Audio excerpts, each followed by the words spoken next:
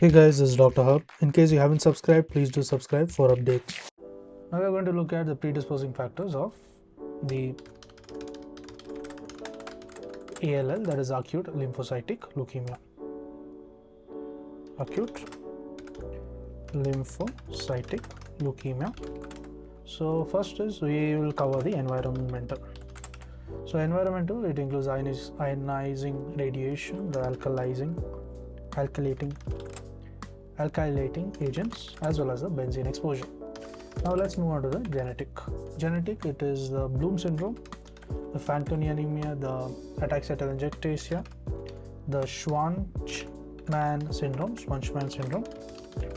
the Down syndrome, the type 1 NF1, the severe combined immunodeficiency, we call it as a SCID, then the PNH is known as the paroxysmal nocturnal hemoglobinuria, then also the Fmge syndrome. To learn and grow daily like this, please do subscribe.